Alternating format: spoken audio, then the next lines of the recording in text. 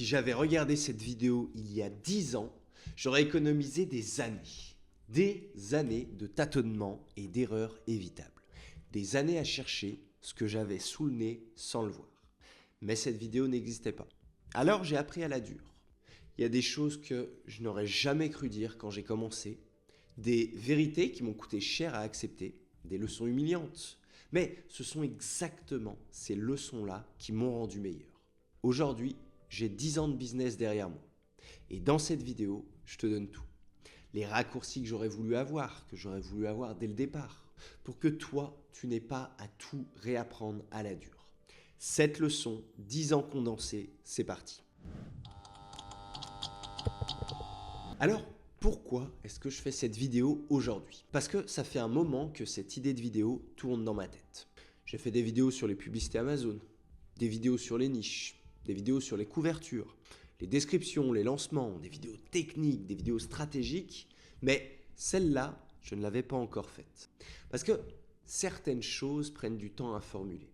Certaines leçons, on ne les comprend vraiment qu'après les avoir vécues, vous voyez, qu'après les avoir retournées dans tous les sens. Il y a des vérités que je n'aurais pas pu dire il y a 5 ans, parce que je ne les avais pas encore vraiment comprises moi-même.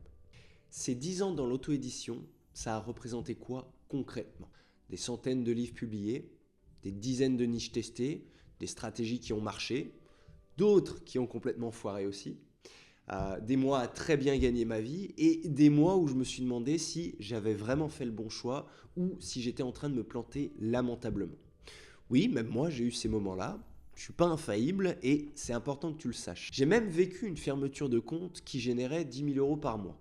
Du jour au lendemain, zéro. Tout ce que j'avais construit a envolé et j'ai dû repartir de zéro. Complètement de zéro. Est-ce que c'était douloureux? Oui, profondément. Est-ce que j'ai douté? Est-ce que j'ai voulu tout arrêter? Oui, très sérieusement même. Mais c'est aussi ces moments-là qui m'ont appris les leçons les plus importantes de ma carrière. Celles qu'on apprend vraiment quand on touche le fond, tu vois. Les leçons que je vais partager aujourd'hui, elles viennent pas d'un type qui a tout réussi du premier coup.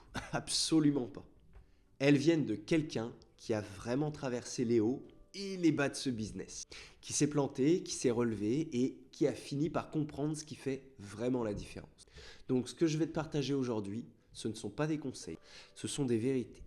Des vérités que j'aurais payé très cher pour les connaître dès le départ. Ces leçons m'ont coûté du temps, de l'argent et parfois beaucoup d'humilité. Aujourd'hui, je te les offre gratuitement. La seule chose que je te demande en échange, c'est d'être honnête avec toi-même en les écoutant. Parce que certaines vont peut-être piquer un peu. Et c'est exactement pour ça qu'elles valent quelque chose. Celle-là, elle va peut-être heurter quelques égos. Le mien en premier.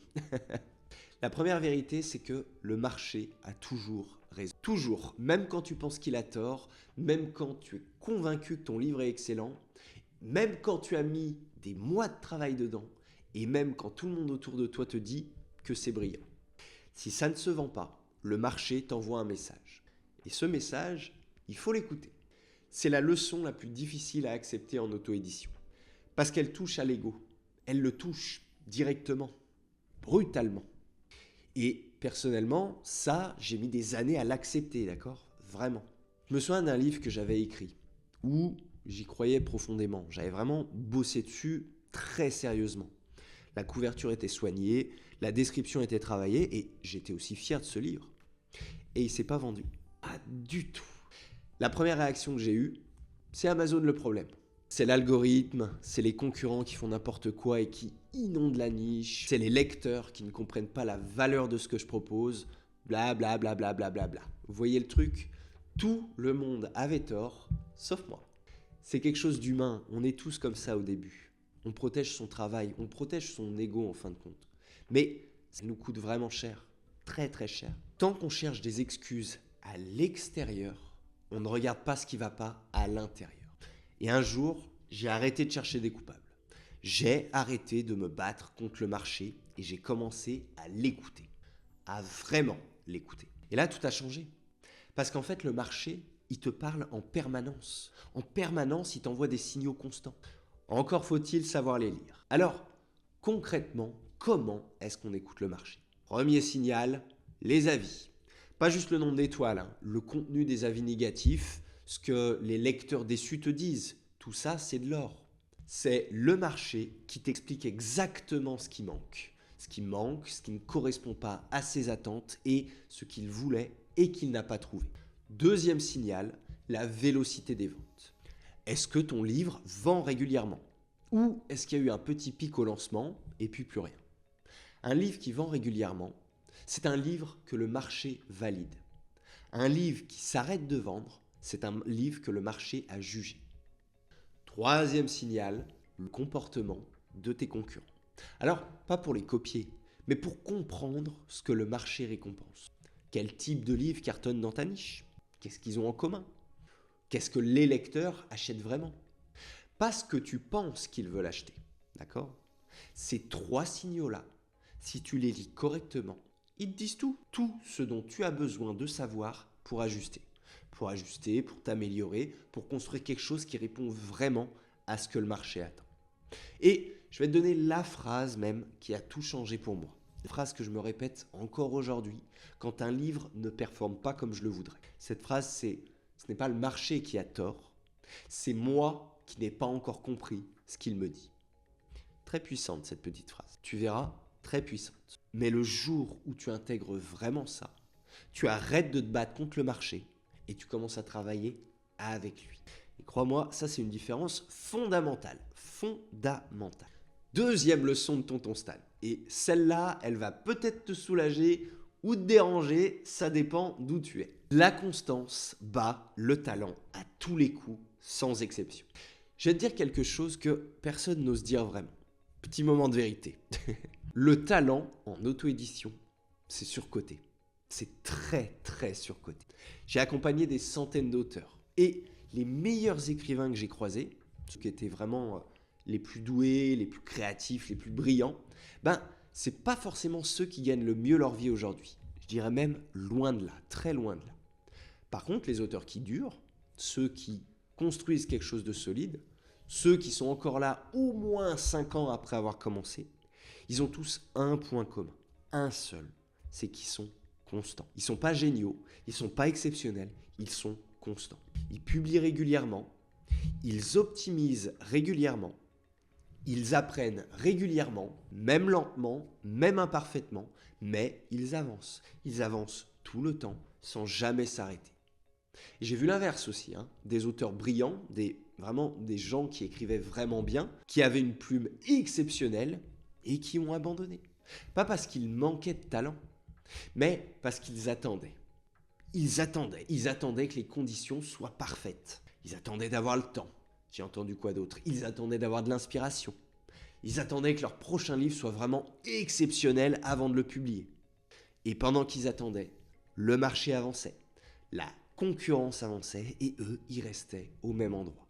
Si tu me suis, tu sais que j'adore les métaphores. Alors, j'en ai une aujourd'hui pour toi. Le talent, c'est un peu comme une graine exceptionnelle. Belle, prometteuse. Mais une graine qui reste dans le tiroir, elle ne donne jamais d'arbre, elle produit jamais de fruits. La constance, c'est l'eau que tu mets dessus chaque jour, même quand tu n'as pas envie, même quand tu la vois pas encore pousser. C'est elle qui transforme la promesse en réalité. Alors concrètement, comment est-ce que tu construis cette constance? C'est bien de se dire, ok, sois constant, mais c'est quoi concrètement? Première chose, tu te fixes un rythme réaliste. Pas le rythme que tu voudrais avoir, le rythme que tu peux tenir sur la durée, sans t'épuiser et sans te sacrifier. Un livre par trimestre pendant 3 ans, c'est infiniment plus puissant qu'une explosion de 5 livres suivie d'un silence de 18 mois. Infiniment plus précieux. Deuxième chose, tu construis des systèmes. Pas de la motivation, des systèmes. Parce que la motivation, elle monte, elle descend. Elle est là lundi matin après avoir regardé une vidéo un peu inspirante et elle a disparu le mercredi soir quand tu es fatigué. Un système, lui, il est là tous les jours. Peu importe comment tu te sens, peu importe si tu as envie ou pas. Donc, un bloc de travail dédié, un calendrier éditorial clair, des objectifs mensuels qui sont précis et mesurables.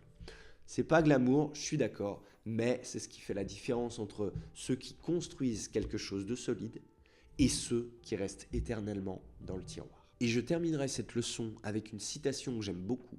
Le talent t'ouvre les portes, la constance te fait traverser toutes les pièces de la maison. Pas mal celle-ci, hein? Hein? Pas mal. Allez, on poursuit. Troisième leçon.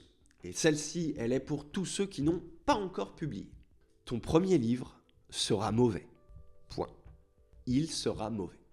Pas forcément catastrophique, pas forcément honteux, mais mauvais. Imparfait, perfectible.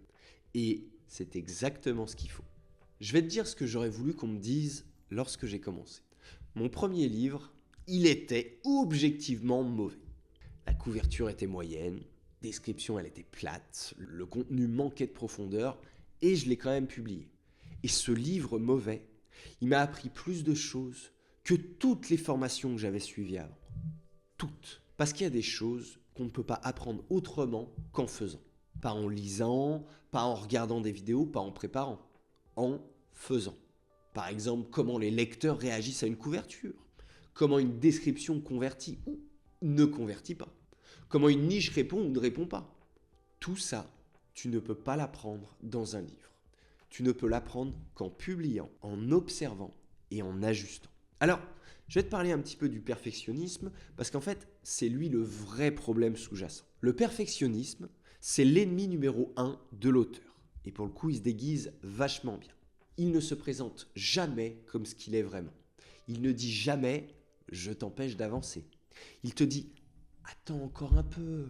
Il te dit « améliore encore ce chapitre ». Ou « la couverture n'est pas encore tout à fait parfaite ». Ou « le moment n'est pas encore le bon ». Et tu l'écoutes. Ça semble raisonnable. Parce que vouloir bien faire, c'est une bonne chose, non? Oui, mais il y a une différence fondamentale entre vouloir bien faire et attendre la perfection. Vouloir bien faire, c'est publier avec le meilleur niveau de qualité que tu peux atteindre aujourd'hui. Attendre la perfection, c'est ne jamais publier. Ou publier si tard que le marché a complètement changé entre-temps. Et le meilleur livre que tu écriras dans ta vie, tu ne peux pas l'écrire maintenant. Tu pourras l'écrire après avoir écrit les 10 qui le précèdent, après avoir accumulé les erreurs, accumulé les corrections, les retours des lecteurs, les leçons du marché. Chaque livre imparfait que tu publies, c'est une marche. Une marche de plus vers le livre que tu seras capable d'écrire dans 3, dans 5 ou dans 10 ans. Alors la troisième règle, elle est simple. Publie, apprends, améliore. Dans cet ordre, toujours dans cet ordre. Attendre d'être parfait pour publier, c'est attendre quelque chose qui n'arrivera jamais. Et pendant que tu attends, quelqu'un d'autre publie. Imparfaitement, mais il publie et il apprend. Et il s'améliore. Et dans 2 ans, il est loin devant toi. Pas parce qu'il est meilleur, parce qu'il a osé commencer. Quatrième leçon hyper importante du Tonton Stan. Et celle-là, elle va peut-être en décevoir certains d'entre vous, parce qu'elle va tout simplement démystifier une des plus grandes promesses de l'auto-édition, celle qui fait rêver, celle qui fait vendre des formations, les revenus passifs. Vous connaissez, je vais être direct comme toujours, les revenus passifs, ça n'existe pas. Enfin, pas vraiment. Pas dans la façon dont on te le vend. Publie un livre et gagne de l'argent pendant que tu dors. Je suis sûr que tu as déjà entendu ça, oui. On l'a tous déjà entendu. Et on y a tous cru. Moi le premier, il y a 10 ans. Mais la vérité, c'est que les revenus de KDP ne sont pas passifs. Ils sont différés. Et cette nuance-là, elle change absolument tout. Parce que qu'est-ce que ça veut dire concrètement? Ça veut dire que tu investis un travail intense maintenant, un travail réel, significatif, qui est parfois épuisant, très épuisant même, et tu en récoltes les fruits plus tard, parfois bien plus tard. Donc, c'est pas la même chose que passif, du tout. Un revenu passif, ça tombe sans que tu n'aies rien à faire. Un revenu différé, c'est la récompense d'un travail déjà accompli. Et la différence psychologique entre ces deux approches-là, elle est énorme. Parce que si tu crois construire un revenu passif, tu vas te décourager. Tu vas te demander pourquoi est-ce que tu travailles autant pour quelque chose qui est censé être passif. Pour le coup, tu vas te sentir trahi par la promesse. Et beaucoup abandonnent à ce stade, la grande majorité. Mais si tu comprends que tu construis un revenu différé, tu travailles différemment.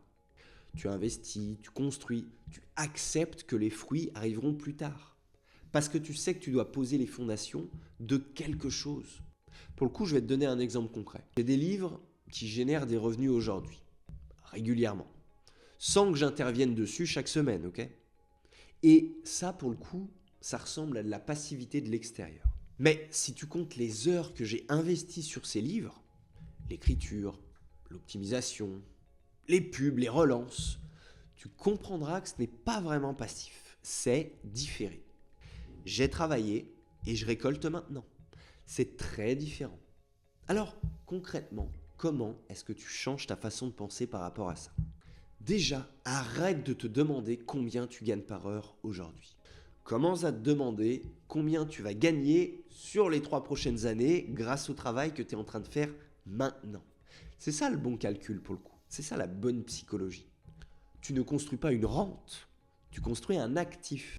Et un actif, ça demande un investissement initial, un vrai. Mais une fois qu'il est là, il travaille pour toi, pendant longtemps, très longtemps. C'est ça la vraie promesse de l'auto-édition en fin de compte.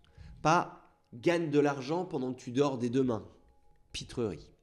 Mais investis intelligemment tes efforts aujourd'hui pour que dans 3 ans, tu récoltes ce que tu as semé. Bon alors, je suis d'accord, c'est un peu moins sexy comme promesse, je sais, mais c'est elle, c'est la vraie. Et la vraie promesse, ça vaut infiniment plus que le mensonge confortable auquel on a tous cru. 5e leçon, celle-là, quand je l'ai apprise, elle a complètement changé ma façon de voir mon business. C'est que le vrai business n'est pas dans le livre, il est dans ce que le livre construit. Je vais t'expliquer. Pendant longtemps, j'ai pensé que mon business, c'était mes livres, que mes revenus, c'était mes royalties. Mon succès se mesurait au nombre de livres vendus. Et c'est vrai, parce que c'est une vision trop courte. C'est une vision qui est beaucoup trop courte. Parce qu'un livre, c'est pas juste un produit comme un autre. C'est un outil. C'est un outil extrêmement puissant si tu sais ce qu'il construit autour de lui. Laisse-moi te donner un exemple personnel. Mes livres ne m'ont pas rendu riche directement, ou du moins pas au sens où on l'entend habituellement. Mes royalties, elles m'ont permis de vivre, bien vivre. Mais ce qui a vraiment changé ma vie financièrement, c'est pas les livres eux-mêmes, c'est ce qu'ils ont construit. Mes livres m'ont donné une crédibilité, une vraie, celle qu'on ne peut pas acheter. Celle qui se gagne livre après livre, erreur après erreur et résultat après résultat. Et cette crédibilité, elle m'a permis de créer le cercle, ma communauté d'auteurs qui est aujourd'hui un des cœurs de mon business. Sans mes livres, le cercle n'existerait pas. Sans ma crédibilité d'auteur, personne ne me ferait confiance pour accompagner d'autres auteurs. Les livres ont construit le socle. Le reste, c'est construit dessus. Bien. Et toi alors, qu'est-ce que tes livres peuvent construire? Peut-être une audience, des lecteurs fidèles qui te suivent d'un livre à l'autre, qui s'abonnent à ta newsletter, qui te suivent sur YouTube. Peut-être une expertise reconnue, une certaine légitimité dans ta niche qui t'ouvre des portes auxquelles tu ne penses même pas encore. Peut-être une marque éditoriale, un nom d'auteur reconnaissable que les lecteurs cherchent directement sur Amazon et même en dehors. Ou peut-être même une offre de service, coaching, une formation, quelque chose qui t'échappe encore aujourd'hui, mais qui deviendra évident dans 3 ans par exemple. Alors, avant chaque nouveau projet, je te donne une question à te poser. Juste une seule, mais je trouve qu'elle change vraiment tout. Qu'est-ce que ce livre va me permettre de construire au-delà de ses royalties? Si t'as pas de réponse, c'est pas grave, mais juste pose-toi la question sérieusement. Parce que les auteurs qui construisent quelque chose de durable, ils ont tous une réponse à ça. Ton livre, le plus précieux, c'est pas celui qui se vend le plus. C'est celui qui ouvre la porte à ce que tu veux vraiment construire. 6e leçon, ok, celle-là, elle devrait changer complètement ta façon de voir la concurrence. Ta vraie concurrence, ce n'est pas les autres auteurs sur KDP, ce n'est pas le mec qui vient de publier un livre dans ta niche. Ta vraie concurrence, c'est Netflix, c'est Instagram, c'est TikTok, c'est YouTube, c'est le podcast que ton lecteur écoute dans sa voiture. C'est tout ce qui se bat pour capter son attention, chaque seconde de chaque journée. Parce que ton lecteur, il a un capital limité. Je ne parle pas d'argent, d'attention je parle. Et ce capital d'attention, tout le monde se bat pour l'avoir. Les plus grandes entreprises du monde, les algorithmes les plus sophistiqués de la planète, tous conçus pour garder ton lecteur scotché à un écran le plus longtemps possible. Et toi, avec ton livre, tu te bats contre ça. Tu vois le tableau? Pas simple, hein? Donc, quand un concurrent publie un livre dans ta niche, C'est pas lui le problème. Le problème, c'est comment tu captes l'attention de ton lecteur. Mieux qu'Instagram, mieux que Netflix, mieux que tout ce qui existe pour le distraire ce soir.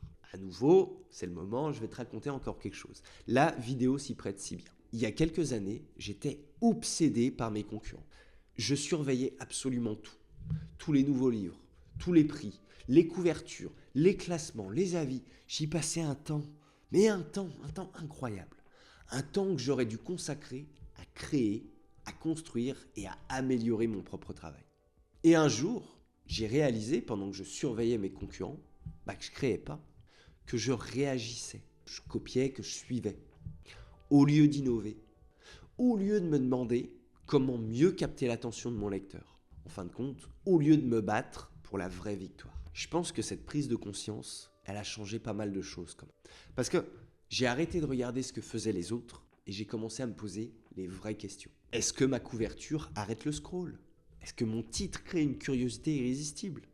Est-ce que ma description donne envie de tout lâcher pour lire ce livre dès ce soir? En fin de compte, est-ce que ma promesse est plus forte que celle de Netflix ce soir? Ce sont ces questions qui font avancer.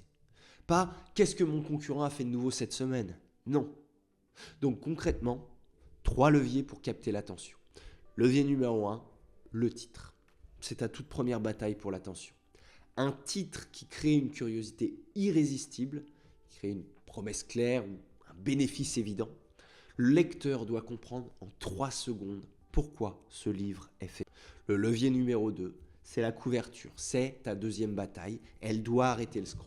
Dans un fil de résultats Amazon, elle doit sortir, elle doit ressortir, elle doit se distinguer, elle doit donner envie de cliquer avant même de lire le titre. Et le levier numéro 3, la promesse de transformation. C'est la plus importante. Qu'est-ce que ton lecteur va obtenir en lisant ton livre? Comment sa vie va changer? Qu'est-ce qu'il va savoir faire qu'il ne sait pas faire encore? Qu'est-ce qu'il va ressentir et qu'il ne ressent pas aujourd'hui? Cette promesse, elle doit être partout. Dans ton titre, dans ta couverture, dans ta description, dans chaque élément de ta fiche produit Amazon. C'est cette promesse qui bat Netflix. Pas ton nombre de pages, pas ton style d'écriture, pas même la qualité de ton contenu. La promesse. T'es pas en compétition avec les autres auteurs sur KDP. T'es en compétition avec tout ce qui existe pour distraire ton lecteur. Change de terrain de jeu et tu changeras tes résultats. 7e leçon. La dernière que mes 10 années d'expérience ont à vous raconter. Et je pense que celle-là, c'est la plus dure de toutes. Je vous préviens. Mais je trouve que c'est aussi la plus précieuse, la plus importante. C'est celle que j'aurais voulu connaître dès le départ. Le moment où tu penses avoir trouvé la formule parfaite, c'est exactement le moment où le marché change. Et c'est horrible. Ok, je vais te raconter quelque chose. J'ai trouvé la formule parfaite. Je l'ai trouvée. Au moins 4 fois en 10 ans. 4 fois. J'étais convaincu. Absolument convaincu. J'avais compris le marché, j'avais la bonne niche, j'avais la bonne façon de lancer mes livres. Tout fonctionnait. Mes revenus, ils montaient en flèche. Mes classements, ils explosaient. Et à chaque fois que j'ai eu cette certitude, le marché a changé. L'algorithme a évolué, une niche s'est saturée, ou un nouvel outil a révolutionné la production. Ou même, les comportements des lecteurs ont évolué. Et j'ai dû tout réapprendre. La première fois, c'était douloureux. Une belle claque dans la gueule. La deuxième, j'ai compris que c'était normal. La troisième fois, j'ai commencé à l'anticiper. Et la 4e fois, j'avais appris à en faire une opportunité. Tu vois la progression? Parce qu'en fait, c'est ça la vraie leçon au final. C'est pas le marché change et c'est terrible. Non, c'est le marché change toujours. Et ceux qui le savent ont un avantage sur ceux qui l'ignorent. Chaque fois que le marché change, il y a une fenêtre. Il y a une petite fenêtre d'opportunité pour ceux qui s'adaptent vite, pour ceux qui ne sont pas accrochés à leur ancienne formule, pour ceux qui ont appris à lire les signaux avant que tout le monde ne les voie. Et pour le coup, j'ai une conviction profonde vis-à-vis de ça, mais les auteurs qui durent 10 ans ou plus encore, ce n'est pas ceux qui ont tout compris. Ce sont ceux qui acceptent de ne jamais avoir tout compris. Ça devient psychologique là du coup la chaîne de Stan. Ouh là là là là là là. Je vais arrêter de suivre ses contenus. Non mais en fin de compte, il y a une différence fondamentale entre ces deux mentalités. Celui qui croit avoir tout compris, il arrête de chercher. Il arrête de chercher, il arrête de tester, il arrête d'évoluer. En fin de compte, il se repose sur sa formule et il se réveille 18 mois, 2 ans, 3 ans plus tard avec des revenus qui ont complètement fondu sans comprendre pourquoi.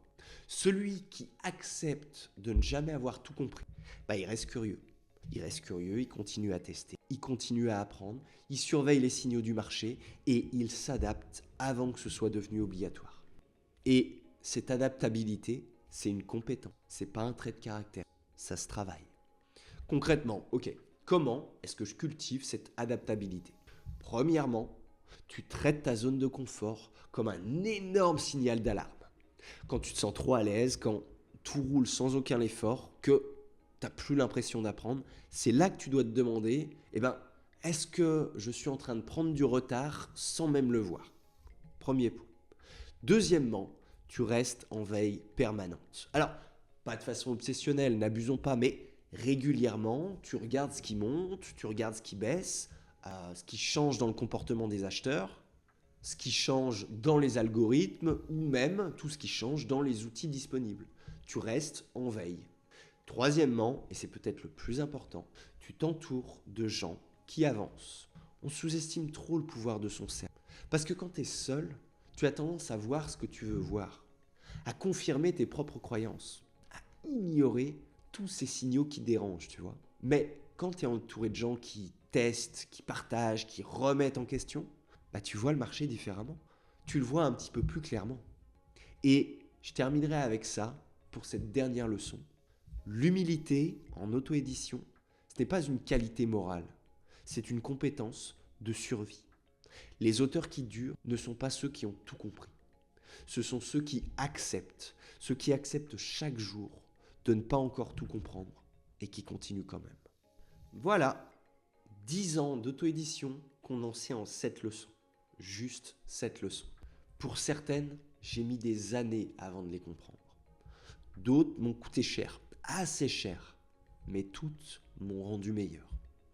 Et si je pouvais remonter le temps, me retrouver face à moi-même le jour où j'ai publié mon tout premier livre, nerveux, incertain, sans vraiment savoir où j'allais, j'avais la vingtaine, hein. C'est exactement cette vidéo que je me serais montré. Pas pour éviter les erreurs, parce que les erreurs, elles font partie du chemin. Si t'en fais pas, t'es pas sur le bon chemin. Mais juste pour comprendre plus tôt ce qui fait vraiment la différence. Pour pas perdre des années à chercher dans la mauvaise direction. Et aujourd'hui, tu as cette chance. Tu as cette chance parce que cette vidéo existe. Tu viens de la regarder. La question maintenant, c'est la même que toujours. Qu'est-ce que tu vas faire avec? Parce que l'information sans action, ça change rien. Ces 7 leçons dans ta tête, là, elles valent rien, zéro. Ces 7 leçons appliquées, elles peuvent tout changer à ta carrière. Alors pense-y. Si tu veux aller encore plus loin, si tu veux que ces leçons deviennent des actions concrètes sur ton business, pas de la théorie, des changements réels sur tes vrais projets, je pense que tu le sais, j'ai une communauté pour ça, le Cercle, où chaque semaine, je partage des analyses, des stratégies, des retours d'expérience que je partage nulle part ailleurs. Des choses que je garde pour ma communauté privée, parce qu'ils méritent plus, parce qu'ils sont engagés, parce qu'ils avancent. Donc, si tu te reconnais dans ce profil, le lien est en description, premier lien en description, sans engagement, 30 jours gratuits pour tester, et tu verras par toi-même. Mais peu importe ce que tu décides, ces 7 leçons, elles t'appartiennent maintenant. Alors fais-en quelque chose. Voilà, on est arrivé à la fin de cette vidéo. Dis-moi en commentaire laquelle de ces 7 leçons t'a le plus touché. Et aussi, laquelle tu aurais aimé connaître plus tôt dans ton parcours. Franchement, lâche-toi. Tu le sais, je lis absolument tous les commentaires, sans exception. Donc, c'est peut-être le moment de te faire entendre. Et évidemment, on arrive à la fin de la vidéo, donc le moment que vous attendiez tous. Le traditionnel tirage au sort de Stan. Chaque semaine, je fais gagner 1 heure de coaching privé avec moi. Une vraie heure, juste toi et moi. On prend une de ces 7 leçons et on l'applique concrètement sur ton business, sur tes vrais projets, avec tes vrais chiffres. Ok ? Du coup, le grand gagnant de cette nouvelle semaine est, roulement de tambour, tadam! Félicitations à toi. Tu peux me contacter directement à l'adresse mail qui s'affiche juste ici et on se réserve une date ensemble et on travaille ensemble. Point. Pour les autres, pas de panique. À chaque nouvelle vidéo, une nouvelle heure de coaching est remise en jeu. Pour participer, franchement, c'est ultra simple. 1. Tu t'abonnes à la chaîne si ce n'est pas encore fait. 2. Tu mets un like à cette vidéo. Et 3. Tu me laisses un petit commentaire, n'importe lequel. Et ton nom entre automatiquement dans le prochain tirage au sort. Passe à l'action, tu sais maintenant ce que tu dois faire. Salut!